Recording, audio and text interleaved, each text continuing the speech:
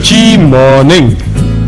આપણા દેશમાં સલાહ આપવાનો ધંધો સારામાં સારો ધંધો છે. કશું ગુમાવાનું નહીં. સલાહનું કેવું છે, એમાં આપીએ તો આપણું કઈ જાય નહીં. બીજાનું જે થવું એ થાય, પણ એમાં આપણે તો આપી હતી એટલે આપી. જેને જે કરવું એ કરે.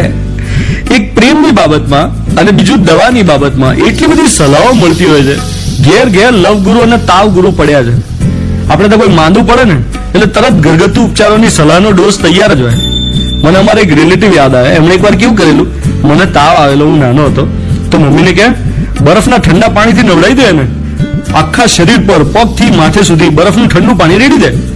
તો મમ્મી કે પણ પછી તાવ સાથે ઠંડી ચડશે તો કે હા એ ખરું, પાછું એમાંથી ન્યુમોનિયા થઈ જાય, મેનિન્જાઇટિસ થાય. તાવનું તો કેવું માથે ચડી જાય, તાવમાં તો ખેંચ આવે અને બહુ કેર ના કરીએ તો લકવો થઈ જાય, અને ડિફ્થેરિયા અને એ બધાથી સંભાળવું. મને તો એટલો ગુસ્સો ચડેલો એમના પર. સાદો સીધો તાવ ના હોત ને તો ઉભા થઈને એમના માથે બરફનું પાણી રેડ્યું હોત મેં. અલા સલાહ આપે છે કે બીવડાવે છે. છેક ક્યાં ડિફ્થેરિયા અને મેનિન્જાઇટિસ સુધી પહોંચી ગયા, ન્યુમોનિયા. પછી તો સારું થયું મમ્મી એમની વાત ના માની અને માત્ર માથે પોતા મૂકીને તાવ ઉતાર્યો. પણ અમુક લોકોને ટેવ હોય, દરેક સલાહની સાથે કોઈને કોઈ ડર જોડી દે, કોઈ હાવ જોડી દે, ડરાવે. જેના લગ્ન ના થતા હોય ને એને અચૂક કોઈને કોઈ એવું મળે જ જે એમ કે હવે શોધી નાખો કોઈ ટાઈમસર, પછી રહી જશો. છેલ્લે પછી વધેલા ઘટેલાથી ચલાવવું પડે. અલા લગ્ન છે કે જમણવાર, કે બેસી જાઓ પછી રહી જશો, નહીં તો વધેલા ઘટેલાથી ચલાવવું પડશે. ટૂંકમાં સલાહ આપવામાં વિવેક ના રહે.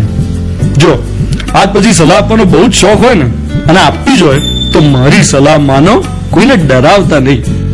ભયસ્થાન બતાવો પણ ડરાવીને નહીં.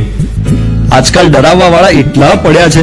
તમારો કહેલો એક નેગેટિવ શબ્દ, તમારું એક ભયયુક્ત વલણ સામેવાળાના મનમાં બહુ મોટી નેગેટિવિટી ઊભી કરી શકે. એટલે લવ ગુરુ અને તાવ ગુરુ બનવામાં ફિયરનું ચેપ્ટર અવોઇડ કરો પૂરેપૂરું.